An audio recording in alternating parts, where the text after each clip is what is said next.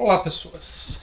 Então, hoje, como está no título, né, vim falar sobre dois livros que são, no caso, A Absolvição do Antônio Monda e A Absolvição do Patrick Flannery. Eu vou tentar ser breve, porque são dois livros que eu gostei bastante e teria muita coisa para falar sobre ambos.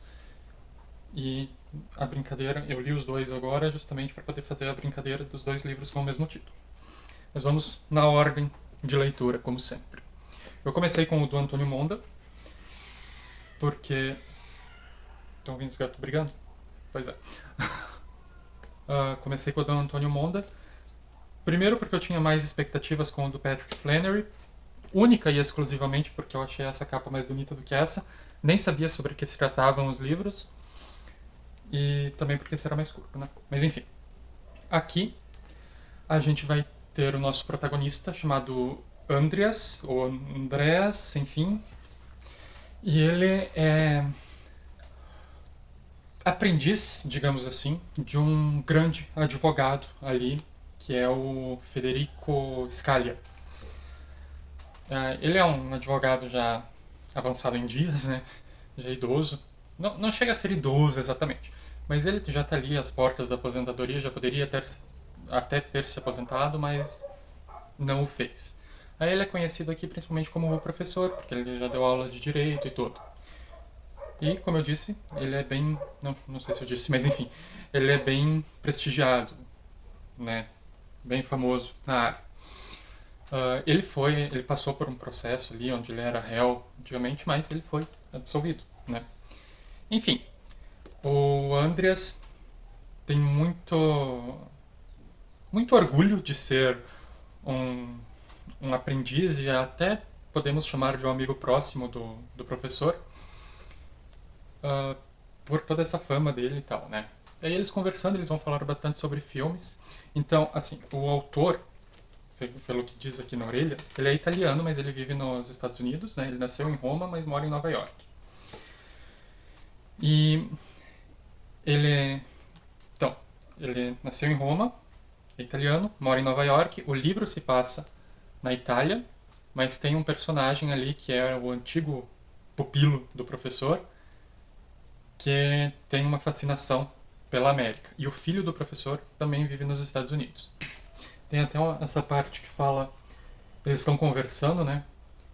E daí fala, a América não existe. É um nome que se dá a uma ideia abstrata. E eu só achei interessante ressaltar isso aqui porque o autor, Antônio Monda, tem um outro livro chamado justamente A América Não Existe. Deixa eu até pegar ele aqui. Este aqui, né? Ainda não li, mas já estou bem interessado porque gostei bastante desse, né? E o livro vai ser narrado, como eu disse, pelo Andreas. E vai começar quando ele está na casa do professor. Na verdade, vai começar porque ele está na casa do professor e ele encontra uma carta que ele escreveu para a ex-mulher, né? O professor é divorciado ali. Ele não é a pessoa mais agradável do mundo, mas, né, ele é reconhecido, é famoso e tudo mais. E nessa carta ele vai falar sobre uma doença dele, né? A gente vai ficar sabendo já nessa carta que abre o livro, que ele estava com câncer, ele está em tratamento, enfim. E o Andreas resolve contar essa história por causa disso. Então, o autor, como eu disse, ele é italiano, mora nos Estados Unidos, é cineasta, assim, ele estuda cinema, é formado em cinema, na verdade, foi professor, ele é professor, acho, é professor de cinema e colaborador de um jornal italiano. Ele escreveu um livro chamado Deus e Eu, Conversa sobre Fé e Religião, que é uma coletânea de entrevistas, entrevistando autores famosos, falando sobre fé, né? O autor ele é católico e isso vai ser explorado aqui em vários momentos, porque o professor, talvez por essa questão dele estar doente, porque no começo ali a gente só sabe que ele escreveu essa carta e a gente já acredita que ele esteja em remissão, mas depois, conforme o livro vai passando, a gente vai percebendo que talvez não esteja tão em remissão assim. Ele se diz ateu, né? O Andreas também, mas o professor ele faz muita referência bíblica, ele faz muita ah, fala muita coisa sobre, sobre Deus e tudo, sobre o céu, o inferno e tal. Tem até uma hora que ele fala alguma coisa que eu não lembro e o Andreas fala pra ele: achei que o senhor fosse ateu, professor. Eu também acho, mas às vezes eu me pergunto se os ateus existem. Então, é uma coisa que vai ser bastante falada aqui. Esse antigo pupilo do professor que eu falei, ele é católico, um católico ah, convicto, talvez, mas tem umas questões ali. E ele tem um fascínio pela América. Ele sempre quis ir para América, sempre quis ir para América. A América é melhor, a América é a terra da liberdade. E daí, mais para frente, a gente vai entender um pouco mais sobre esse fascínio dele. E a história vai se desenrolando até que o professor, que não atende, não advoga mais, mas ele é procurado por uma moça belíssima ali, que o Andrea se encanta por ela, para defender o pai dela, que foi acusado de estuprar uma menininha, né? Não uma menininha ali, uma lolita, sabe, com seus 12 anos ali. E daí a história vai ser, boa parte dela vai ser esse julgamento. Entre esse julgamento vai ter as conversas filosóficas sobre cinema, sobre amizade, sobre Deus, do professor com o Andreas e dele também com outros personagens, né? Mas principalmente entre eles. E é um livro belamente escrito, assim. Ele é um livro muito bonito, ele tem uma... O autor tem uma escrita mais puxada, assim, para escrever de forma bela, sabe? Aquelas frases que você lê e fica, nossa, isso daria uma bela legenda de foto. Então, ele, como eu disse, ele vai falar bastante sobre cinema. O autor vai colocar muito dos conhecimentos dele aqui, né? A questão da Itália, a questão dos Estados Unidos, do cinema e do catolicismo. E vai falar de livros também. Tem essa parte aqui que eu achei bem engraçada, que é, que é o Andreas chegando em casa, né? Ele fala, assim que entrei em casa, comecei a perambular pela minha salinha, para lá e para cá. Quando estou agitado, arrumo os livros, selecionando-os segundo os critérios mais díspares. Alguns são reunidos segundo a cor e a altura, mas a maior parte é colocada estrategicamente para mostrar aos que vêm aqui o que eu leio, e por conseguinte quem eu sou. Ou, para sermos mais sinceros, o que eu possuo e, por conseguinte, como me apresento. O precioso estojo de romance de Dostoiévski, de quem eu só tinha lido Crime e Castigo. Parecia eu aqui com os livros deles e só li Crime e Castigo. Estava colocado ao lado da obra completa de Tolstói. Só terminei Ana Karenina e comecei Guerra e Paz pelo menos 3 vezes. Pareceu-me uma escolha muito óbvia, então desloquei-o para junto da obra completa de Nietzsche. Jamais o li, exceto pelas primeiras páginas de A Origem da Tragédia. Depois fui verificar qual era a situação entre os americanos. Afastei Fitzgerald de Hemingway, me lembrando de ter lido que este último se comportou pessimamente com o primeiro, que no entanto o tinha ajudado, e deixei Salinger ao lado de Cormac McCarthy, por não encontrar arrumação melhor. Em seguida coloquei Faulkner em evidência, sofrendo mais uma vez pelos limites de altura da prateleira, que me obrigavam a situá-lo junto a Chandler. Acredito que seja Raymond Chandler. Fiquei parado diante de Proust, mais uma vez me prometendo ir além do primeiro volume, e hesitei longamente diante de Céline. Esse eu não faço ideia de quem seja. Depois decidi deixá-lo onde já se encontrava, já que ele era um dos grandes. Isso estava fora de discussão. Como Borges, de resto, embora alguém tivesse me dito que ele escreveu Ode a Pinocchio, acredito que seja Pinóquio, mas está num italianado aqui, por um instante recordei que, em contraposição, Garcia Marques, que estava ao lado dele, era amigo de Fidel Castro. Foi neste momento que me sentei pesadamente no sofá e resolvi parar. No fundo, não havia nada de divertido nisso de deslocar livros, e as visitas que eu recebia em casa eram raríssimas. Também não creio que a senhora, que 2 vezes por semana vinha passar minhas camisas e fazer faxina, mudasse sua opinião a meu respeito ao perceber minha paixão por Suave à noite. Este sim, eu li e adorei, assim como O Estrangeiro, que exibia sobre o criado mudo na esperança de uma aventura noturna. Então, como eu disse, é um livro que ele é escrito muito bacana, ele tem umas anedotas aqui e ali, mas ele é um livro principalmente reflexivo, né? Principalmente por essas longas conversas que o professor tem com o Andreas, quando o Andreas visita a casa dele, principalmente no escritório, eles mantêm uma relação mais profissional e o Andreas até se ressente um pouco disso porque ele quer alardear para todo mundo que o professor é amigo dele, né? O que causa certo ressentimento nesse antigo pupilo do professor. Mas enfim, muito bacana. Ele vai se encaminhar para o final ali. Eu não quero dar detalhes sobre esse encaminhamento, mas tem a ver com o processo ali do cara que foi acusado de ter abusado da menina. Uh, e também com o estado de saúde do professor. Depois de ser interrompido tantas vezes, eu nem sei se eu já tinha terminado de falar daqui. Mas, muito bacana, fenomenal, me lembrou um pouco essa questão de julgamento e de um réu. Na verdade, na questão do Só é para Todos, que eu ia falar que é o que me lembrou, não, o réu é bem diferente do que é aqui, né? Mas aqui o réu é completamente desprezível e tal.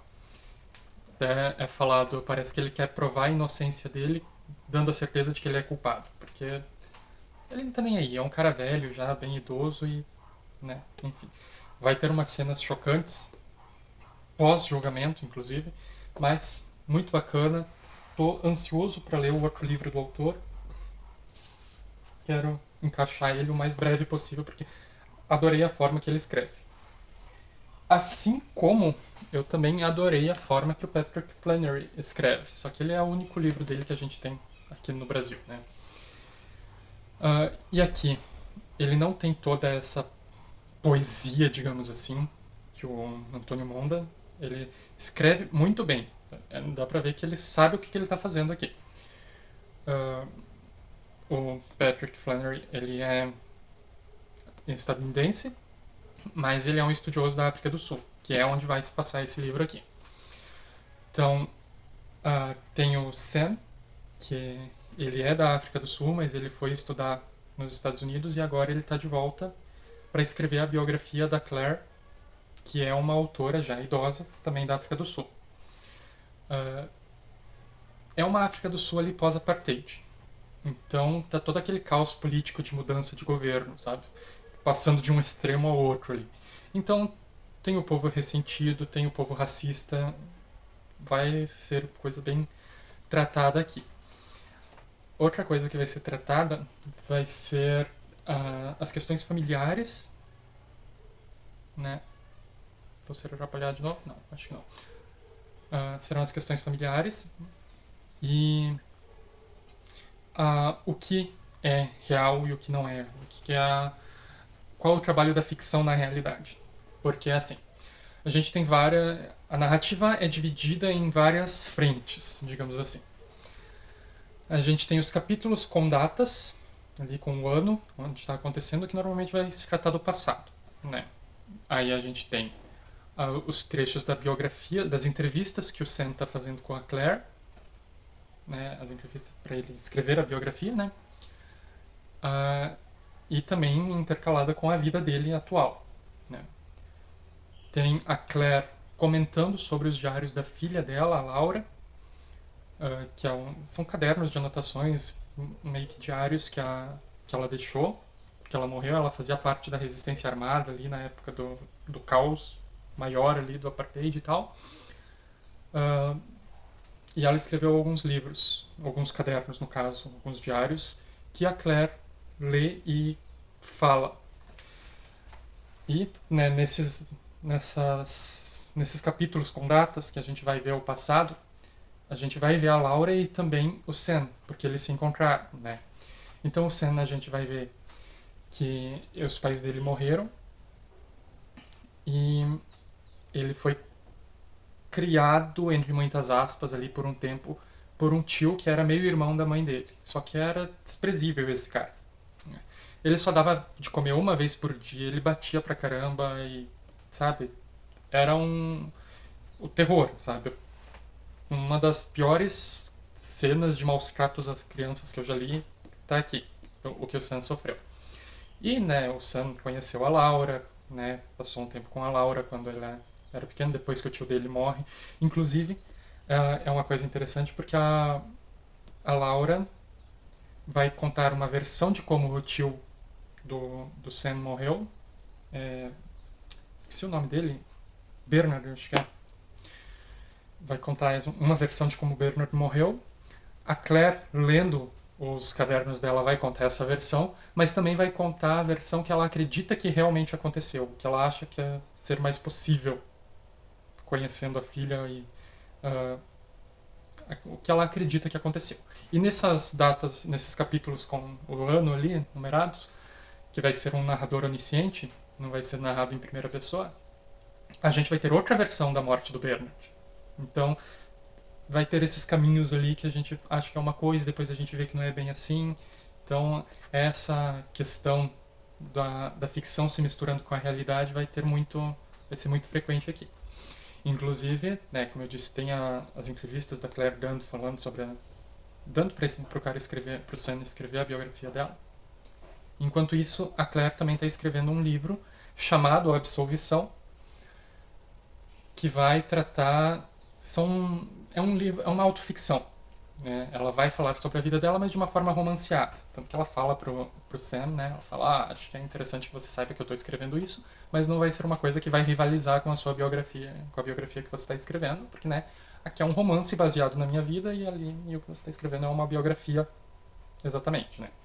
Então vai ter muito da questão política ali dos lados, porque vai falar bastante sobre censura, né? Porque na época do apartheid ali e no governo que veio depois também, mas principalmente na época do apartheid tinha muita questão de censura nos livros, e ela fala até que inconscientemente ou conscientemente em alguns momentos ela mesma se censurava na hora de escrever os livros. Ela nunca foi uma autora perseguida, em parte por causa disso, né? Ela fala que percebe que o censor venceu quando o próprio autor se censura, né? Mas enfim. Uh, ela nunca foi uma autora perseguida, mas também nunca fez muita fama ali na África do Sul. Ela fez mais fama fora. E ali a gente vai saber também que ela morava com a irmã e com uma amiga de longa data, que na verdade é uma empregada, mas já virou amiga, vive ali com ela, faz os serviços de casa, tudo ali, ganha o salário dela, mas elas têm uma relação de amizade também. E a casa dela é invadida ali, né? Uh, e ela é muito maltratada, né? No investigar dessa invasão da casa dela.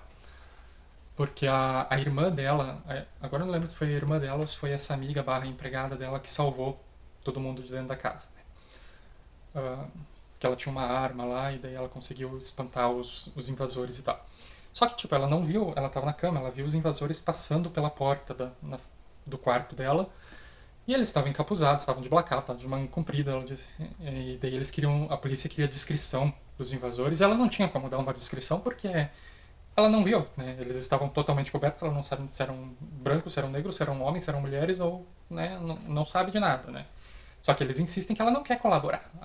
Tem uma policial aqui chamada Senhorita White, que a forma ressentida com que ela trata a Claire, que depois a gente vai saber que é uma branca, faz a gente ter essa noção de que ela é uma das pessoas ali que ficaram ressentidas, mais ressentidas ali com toda a coisa, e daí ela tem o racismo dela também, só que voltado, como ela é negra, o racismo voltado para os brancos. Então ela trata a Claire super mal. Até uma das atualizações que eu fiz no Scooby, dos históricos de leitura, eu coloquei que eu espero que essa policial tenha uma morte lenta e dolorosa até o final deste livro. Porque ela é desprezível, essa mulher, né? E daí, tipo, ela fica chamando a Claire de estrangeira, porque a Claire é branca, né? Ela diz, eu não sou estrangeira, eu nasci aqui, meus pais nasceram aqui, meus avós nasceram aqui. Ah, mas seus antepassados vieram de fora. Poxa, né? Enfim, ela trata super mal. E como eu disse, é um livro muito bem construído, muito bem feito. Ele vai ter bastante essa questão da ficção misturada com a realidade, onde elas se separam, onde essas duas coisas convergem. Vai ter essa questão política e os ressentimentos de ambas as partes ali do fuzuê que foi. Vai tratar bastante sobre a questão da troca de governo, do caos que tinha antes da troca de governo e o caos que se instaurou depois da troca de governo. Que ambos são caos, embora não exatamente iguais, né? Então, vê que alguns erros, ao invés de serem corrigidos, foram acentuados e outros foram mantidos, sabe? Então, digamos que em alguns casos, não em todos, mas em alguns casos, ao invés de resolver o problema, só trocou a vítima o opressor pelo oprimido, sabe? Então só trocou quem estava no poder e daí quem estava no poder que oprimia passou a ser oprimido. Mas não exatamente quem estava oprimindo, mas só alguém que era mais daquele aspecto político ou principalmente a questão da raça, né? Então é tudo muito hostil, tem todo um peso. Esse é um livro bem mais pesado, né? É um livro de leitura lenta, né? Eu demorei, ele tem 400 páginas, eu acho que eu demorei o que 10 dias quase para ler, que daria, como eu, né, nem tô indo trabalhar todo dia, só à noite, daria para eu ler tranquilamente em 3 dias, digamos, se fosse um outro livro. Mas como eu disse, ele é um livro de leitura mais lenta, é um livro mais introspectivo, é um livro mais pesado. E o autor escreve maravilhosamente. Uma estreia arrebatadora, está escrito aqui atrás, e realmente é, porque o livro de estreia dele é fenomenal. Eu, sinceramente, não sei dizer se eu gosto mais desse ou do Antônio Monda. Eu tendo um pouco mais para esse, porque esse é um livro mais minucioso, eu diria. Né? Ele não se importa tanto com uma escrita bonita ali, ele não escreve feio, ele escreve muito bem, inclusive, mas ele é um livro mais denso, é um livro mais carregado, mais completo, eu diria, assim, mais complexo. Né? Então fica aqui a dica para 2 livros excelentes, inclusive, que recomendo para toda e qualquer pessoa que vai despertar sentimentos conflitantes, principalmente nesse daqui. Mas são livros que a gente lê com gosto, sabe? Esse daqui fazia muito tempo que tinha um livro que, como eu disse, ele é lento, mas é um livro que eu não queria que ele terminasse. É um livro que eu me transportava muito aqui para dentro e me apeguei muito, principalmente a Claire e ao Sam, que são os principais personagens ali. E fenomenal. Aí embaixo, como sempre, link da Amazon, compre por ele, me ajuda pra caramba. Link da minha lista de desejos, o link do o Kawaii, no caso, né? O blog da Kelly e o Scooby no Instagram.